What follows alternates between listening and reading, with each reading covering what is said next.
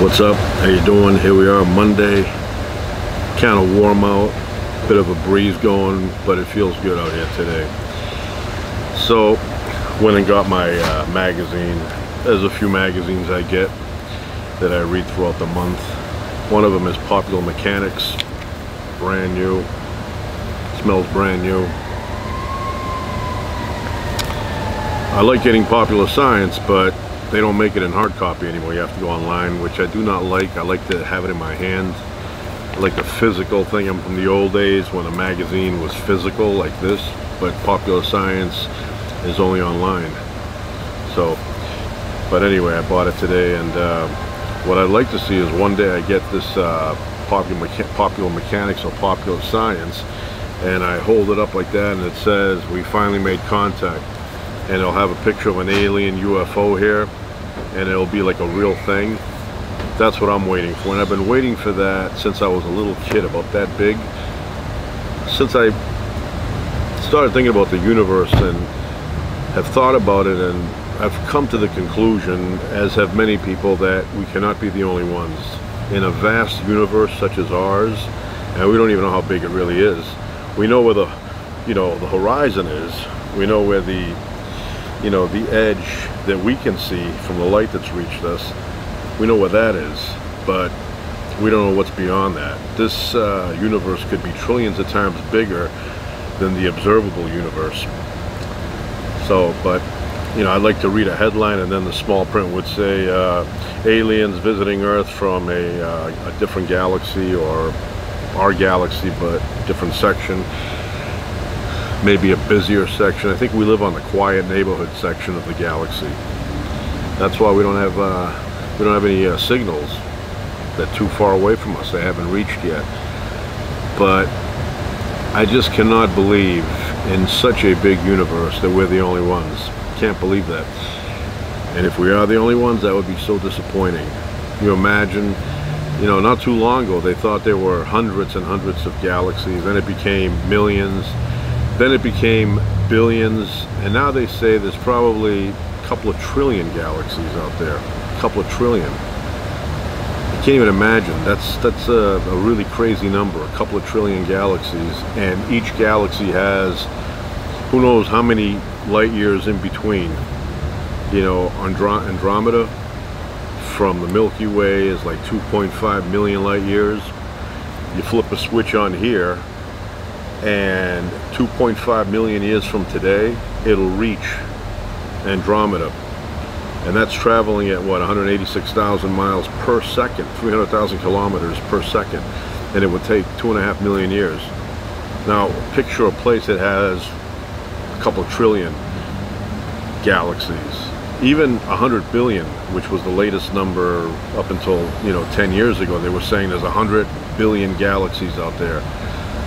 So, and the better the technology gets, the more you realize there's more galaxies out there than we thought before. I think 100 years ago they thought we were the only ones, the only galaxy.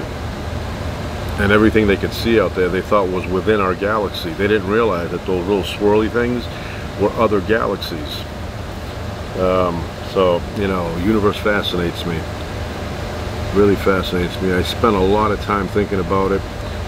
A lot of time during the day where I'm kind of thinking about our existence. Just even the simplest thing, like a electron existing, is weird to me. And then you have this massive space in between. It looks crowded, but even stars within our Milky Way are, could be thousands of light years from one another, hundreds of light years. I mean, I look up here at night, and I use my app. I point it up into the sky, and I identify the stars, and some of them say 1,200 light years from Earth, some of them say 35 light years from Earth, some of them say 30,000 light years from Earth. That's far. You're thinking, like, if one of those stars has a planet going around it that has life on it, and they've developed technology to communicate with. If they developed that technology 2,000 years ago, so they're really advanced by now, and they're 30,000 light years from Earth, that signal is going to take another 28,000 years before we receive it and realize there's someone out there. You know, same with us. You know, our signals are traveling at 300,000 kilometers per second, 186,000 miles per second. And they've only been doing that for 100 years.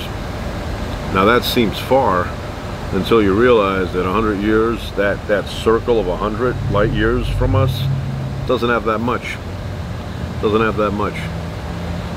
You know, so if there's life out there that's, you know, 10,000 light years from Earth, and say they're 5,000 years ahead of us, we still have to wait like 5,000 years to get their signal, and they still have to wait 5,000 years to get our signal, or 10,000 in our case if they're 10,000 light years away, because we basically just developed transmitting technology in the 20s. So, you know, very fascinating with all this stuff. And we only see the event horizon. That's the observable universe. So, you know, if this is the observable universe, we see this area. But beyond that, it could be, you know, trillions and trillions of light years bigger, or quadrillions of light years, or septillions, or, you know, keep going. They say infinity. I have a hard time with infinity. If something has a beginning, how does it become infinite? You know, it doesn't make any sense. But anyway, I'm a big time, you know, what am I a big time person of? I'm fascinated with the universe. That's what it is. You know, I'm fascinated with the existence of anything, and even empty space fascinates me. I mean, if there was nothing and it was just empty, that would fascinate me too if I was somewhere observing it, which I wouldn't be. But because then you would say, how did this vacuum get here? Where'd this come from? So nobody really knows where the matter that makes up the universe, that makes up galaxies, came from. Nobody knows. Are there multiverses out there? I don't know. Nobody knows. It makes sense to think that there are multiverses, but how do you can't tell. So anyway, I got this. I'm a fan of both popular science and popular mechanics, but I also like New Scientist. Yeah, there's a lot of interesting things in here. Matter of fact, there's an alien thing. It's true, aliens exist. I haven't read it yet, so it's probably some misleading thing. I had to get up for a second. I just heard a noise and I was like, where's that coming from? My daughter's in the truck cleaning, and she was banging up against it inside, and I thought somebody was throwing things. Anyway, so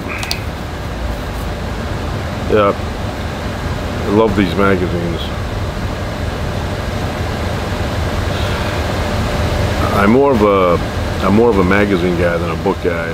I like the books, but magazines are just more up to date, you know, more up to date. And, you know, that's why I like them.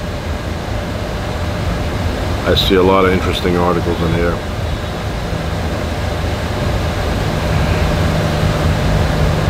So anyway, they're sending a rocket to the moon. They were supposed to send it a couple of weeks ago. I think there was a leak or something. They postponed it, then the weather wasn't cooperating, you know, whatever. And now they're saying mid-October. I could wait. Finally going back to the moon. Not humans this time, but eventually. Now they're sending some, I don't know, robot or something. But just space is so fascinating, the universe. A lot of people, you know, they don't really understand what's out there and what's been discovered in the last, you know, 15-20 years. So, you know, when you start realizing what's out there, space.com has a good, you know, good amount of stories about what's out there and what's been discovered. But the fascinating thing is the size of it, the size of the universe that we observe. And like I said, it could be many times bigger. I mean, the universe that we see could be a drop in the ocean compared to what's out there. So it's just crazy. And where all this stuff came from, nobody really knows. Nobody. Although every year we're getting closer to answering that question, and hopefully one day we answer it, but it's just crazy. So that's it for today, or for now.